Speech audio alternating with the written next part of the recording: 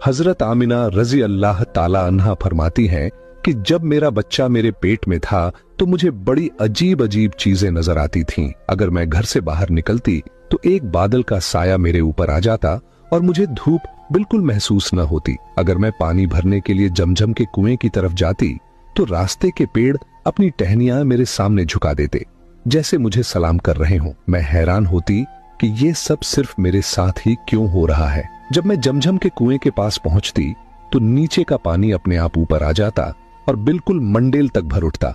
फिर मैं अपने हाथों से ही बाल्टी पकड़कर पानी निकाल लेती। मक्का की औरतें मुझे कुएं के पास रोक लेती और जाने न देती। वो कहती, ए आमिना, तुम थोड़ी देर और यहीं खड़ी रहो, वरना तुम्हारे जाने से पानी वापस नीचे चला जाएगा और हमें पानी भरने में बहुत मुश्किल होगी। इसी तरह हजरत आमिना रजी अल्लाह ताला अन्हा फरमाती है कि मैं सुना करती थी कि जब बच्चा पेट में होता है तो मां को बहुत तकलीफें झेलनी पड़ती हैं। कभी हाथ पांव में दर्द, कभी सर दर्द, कभी उल्टी, कभी बुखार और कभी चिड़चिड़ापन। ये सारी बातें सुनकर मैं सोचती कि अजीब है, मुझे तो पूरे 9 महीनों में कोई तकलीफ नहीं हुई। यहां तक कि जब तक मेरा बच्चा पेट में रहा मुझे सर दर्द तक न हुआ। हजरत आमिना को अजीब अजीब ख्वाब भी आते थे। वो फरमाती हैं कि जब मैं रात को सोती तो मुझे ख्वाब आता कि मेरे जिस्म के अंदर से एक नूर निकला है और उसने पूरी दुनिया को रोशन कर दिया है। ये सब देखकर मुझे यकीन हो चुका था कि मेरे पेट में जो बच्चा है वो यकीनन कोई आम इंसान नहीं, पैगंबर हजरत मोहम्मद मुस्तफा सल्लल्लाहु ताला अलैहि वसल्लम जब अपनी मां हजरत आमिना रजी अल्लाह ताला अन्हा के पेट में थे तो एक रोज आपकी दादी ने आपके दादा को इशारे से बुलाया और कहा, क्या आपको मालूम है ये बहू आमिना बहुत महंगा इत्र लगाती है। मैं तो परेशान हो चुकी हूँ, आप जरा आमिना से इस बारे में पूछिए। ये सुनकर आपके दादा ने कहा, इस बारे में तू ही पूछ लेती, तूने क्यों नहीं पूछा? तो आपकी दादी ने कहा, मैंने कई मर्तबा कोशिश की, लेकिन जब भी मैं आमिना के सामने जाती हूँ तो उसका नूरानी चेहरा देखकर खामोश हो जाती हूँ। आमिना के चेहरे पर इतनी चमक आ गई है कि मैं कुछ पूछ ही नहीं पाती, आप ही जाकर पूछ लीजिए। ये सुनकर आपके दादा ने कहा, तू औरत जात है, घर में रहती है, लेकिन मैं मर्द हूँ, घर से बाहर निकलता हूँ, मक्का में कुरैश का सरदार हूँ। जो भी मुझसे मिलता है पूछता है, ऐ अब्दुल मुत्तलिब, तुम्हारे घर से इतनी इत्र की खुशबू कहाँ से आती है? और हाँ, एक अजीब बात यह है कि इत्र की खुशबू वहीं से आती है जहां आमिना जाती है। अगर आमिना रसोई में जाती है तो खुशबू वहीं से आती है, अगर गुसलखाने में जाती है तो खुशबू वहीं से आती है, अगर बैठकी में जाती है तो खुशबू वहीं से आती है। और ये कोई मामूली इत्र नहीं है, न इराक का, ये तो कोई खास ही इत्र है।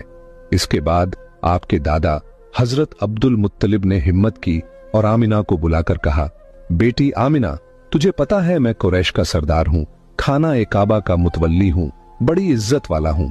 जहां भी जाता हूँ लोग पूछते हैं, ऐ अब्दुल मुत्तलिब, तेरे घर से इत्र की खुशबू कहाँ से आती है?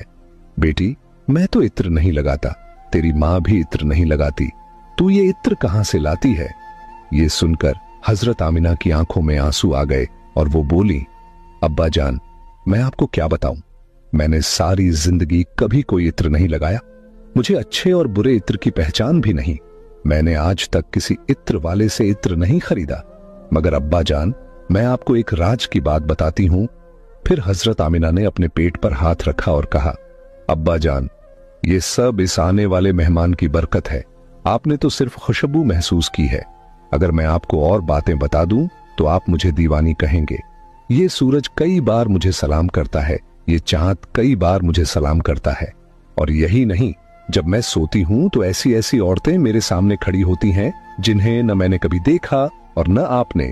वो औरतें मेरे ऊपर हवा करती हैं। हुजूर सल्लल्लाहु अलैहि वसल्लम के दादा हजरत अब्दुल मुत्तलिब दिन रात काबे के पास जाकर काबे का गिलाफ पकड़कर रो रो कर दुआ करते, या अल्लाह, मेरा बेटा अब्दुल्लाह इस दुनिया में नहीं रहा मगर उसके घर एक बच्चे की पैदाइश होने वाली है।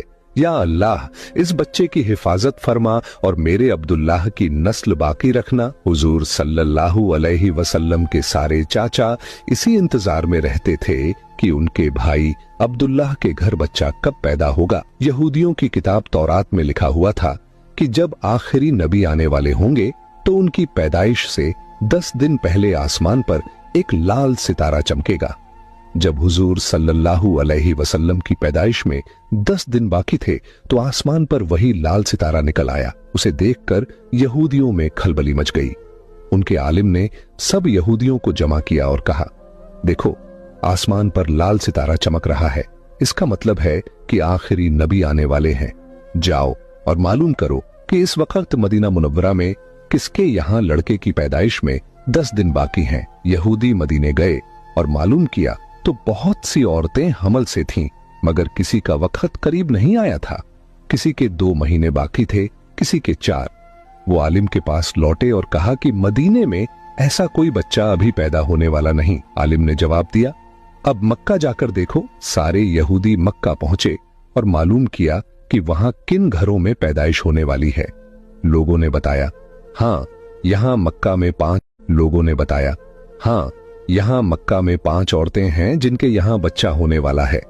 यहूदियों ने कहा, नहीं, हमें ऐसे बच्चे की पैदाइश की खबर चाहिए जिसका बाप पहले ही इंतकाल कर चुका हो। लोगों ने बताया, हाँ, अब्दुल मुत्तलिब का पोता पैदा होने वाला है। इस बच्चे के बाप अब्दुल्लाह कुछ महीने पहले ही दुनिया से चले गए। ये सुनकर यहूदियों की चीखें निकल गईं। वो रोते चिल्लाते अपने आलिम के पास पहुंचे और बोले, हाय अफसोस, आज नबूवत यहूदियों से निकलकर मक्का वालों को मिल गई। वक्त यूं ही गुजरता गया और आखिर वो दिन आया जिसका सबको बेसब्री से इंतजार था, जिसका इंतजार आसमान, जमीन, परिंदे और हर मखलूक कर रही थी। और फिर वो घड़ी आई।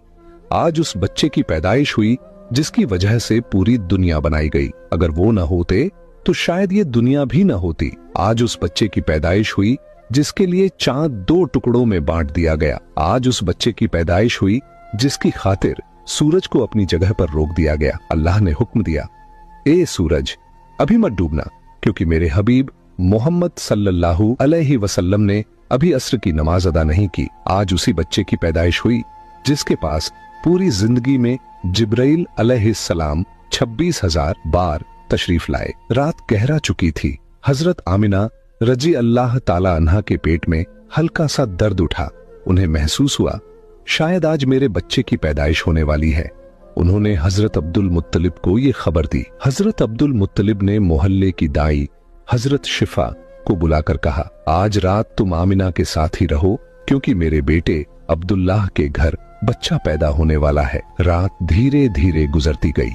चांद खामोश होकर बादलों में छुप गया। हजरत आमिना फरमाती है, जिस रात मेरे घर बच्चे की पैदाइश हुई उस वक्त गरीबी का ये आलम था कि चिराग में तेल जलाने के भी पैसे नहीं थे। यही वो गरीबी की रात थी जिसमें हमारे आका सल्लल्लाहु अलैहि वसल्लम इस दुनिया में तशरीफ लाए। उस रात हजरत अब्दुल मुत्तलिब और उनके सारे बेटे घर के बाहर बैठे रहे। वो सोचते रहे, अगर अब्दुल्लाह की बीवी के साथ कोई हादसा हो गया तो हम फौरन इलाज का इंतजाम करेंगे। पूरी रात कोई नहीं सोया। रात ढलती जा रही थी। चांद खामोश होकर डूब चुका था।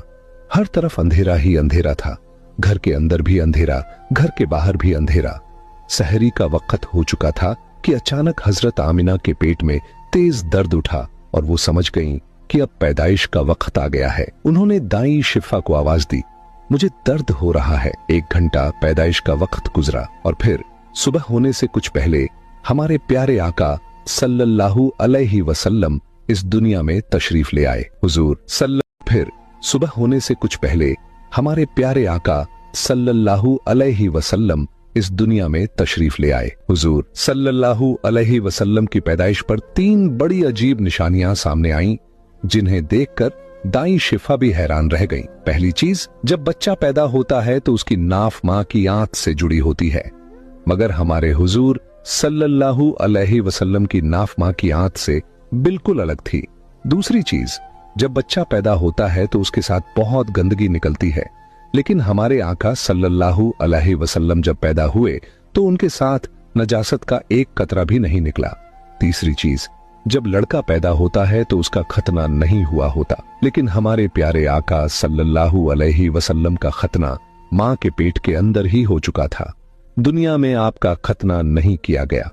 ये 3 बातें देखकर दाई शिफा घबरा गई और हजरत आमिना रजी अल्लाह ताला अन्हा से बोली, ए आमिना, मैंने अपनी सारी जिंदगी में ऐसा बच्चा नहीं देखा। फिर हजरत शिफा ने हुजूर सल्लल्लाहु अलैहि वसल्लम को अपनी गोद में लेकर एक तरफ जमीन पर लिटा दिया। जैसे ही उन्होंने लिटाया, हुजूर नबी करीम सल्लल्लाहु अलैहि वसल्लम ने अचानक करवट बदली और घुटनों के बल झुककर सीधे सजदे में चले गए। ये देखकर हजरत आमिना रजी अल्लाह ताला अन्हा की हैरानी की इंतहा न रही। हुजूर नबी करीम सल्लल्लाहु अलैहि वसल्लम पूरे 15 मिनट तक सजदे में रहे। फिर आपने सर उठाकर आसमान की तरफ उंगली से इशारा किया और सारी दुनिया को बता दिया, ऐ लोगो, इस दुनिया को पैदा करने वाली जात सिर्फ अल्लाह ही की है। हजरत आमिना रजी अल्लाह ताला अन्हा फरमाती हैं, जब मैंने अपने बच्चे को गोद में लिया तो अचानक देखा कि आसमान के तारे जमीन के करीब होते जा रहे हैं। फिर अचानक एक बादल का साया मेरे कमरे के अंदर आया और मेरी गोद से मेरा बच्चा उस बादल के साये में गायब हो गया। उस बादल के अंदर से एक आवाज आई, ए जिब्राइल अलैहिस्सलाम, इस बच्चे को पूरी दुनिया का चक्कर लगवाओ, इसे सारे नबियों की खूबियां अता करो, इसे यूसुफ की खूबसूरती दो, अय्यूब का सब्र दो, इब्राहिम की दोस्ती दो और दाऊद की मीठी जुबान दो। हजरत आमिना रजी अल्लाह ताला अन्हा फरमाती हैं, थोड़ी देर बाद वो बादल का साया हट गया और मैंने देखा कि मेरा बच्चा फिर मेरी गोद में लेटा हुआ था। सुबह होने ही वाली थी कि दाई शिफा बाहर निकलकर हुजूर सल्लल्लाहु अलैहि वसल्लम के दादा हजरत अब्दुल मुत्तलिब को खुशखबरी देने पहुंची। उसने कहा, ए अब्दुल मुत्तलिब, तुझे पोता मुबारक हो। ये सुनकर रात भर जागे हुए अब्दुल मुत्तलिब के होश उड़ गए। वो इस कदर हैरान थे कि आमिना के घर इतना खूबसूरत बच्चा पैदा हुआ है। सारे चाचा भी अपने भतीजे को देखकर बेहद खुश हुए। आमिना के घर इतना खूबसूरत बच्चा पैदा हुआ है। सारे चाचा भी अपने भतीजे को देखकर बेहद खुश हुए। यहां तक कि जब अब्बू लहब की बांदी सौबिया ने जाकर अब्बू लहब को यह खुशखबरी सुनाई, ए अब्बू लहब, तुझे भतीजा मुबारक हो, तो ये सुनकर अब्बू लहब इतना खुश हुआ कि उसने अपनी बांदी सौबिया से कहा, जा, मैंने तुझे अपने भतीजे की खुशी में आजाद कर दिया। हजरत अब्दुल मुत्तलिब बहुत बूढ़े हो चुके थे, मगर खुशी इतनी ज्यादा थी कि वो अपने पोते को गोद में लिए काबा की तरफ दौड़ते चले गए। सारे मक्का वाले भी खुशी से नारे लगाने लगे। लेकिन अब्दुल मुत्तलिब ये कहां जानते थे कि उनका पोता वो इंसान है जिसकी खातिर अल्लाह ने ये पूरी दुनिया बनाई। उनका पोता इतना बड़ा इंसान है कि अल्लाह ने मेराज की रात उसे जमीन से उठाकर 7वें आसमान पर अपने सामने बिठाया और उससे बातें की। ये वही पोता है जिसे अगर मायूस देखा जाए और उसकी आंखों में आंसू आ जाए तो आसमानों पर टहलका मच जाता है। हजरत अब्दुल मुत्तलिब ने काबा का गिलाफ पकड़कर अपने पोते के लिए दुआएं मांगी और फिर उसका नाम रखा मोहम्मद।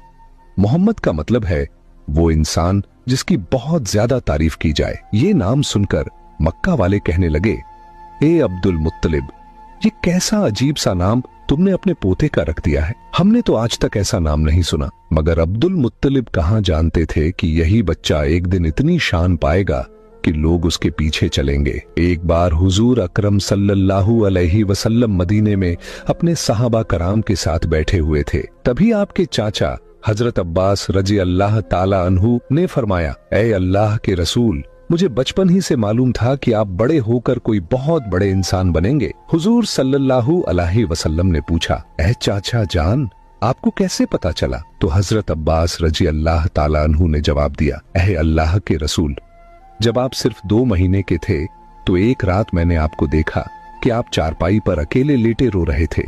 मैंने आपको चुप कराने की कोशिश की, मगर आपने मेरी तरफ नहीं देखा, बल्कि अचानक आसमान की तरफ देखकर मुस्कुराने लगे। मैं हैरान रह गया। फिर जब मैंने भी आसमान की तरफ देखा तो मेरी आंखें फटी की फटी रह गईं। मैंने देखा कि चांद आपकी उंगली के इशारे पर नाच रहा है।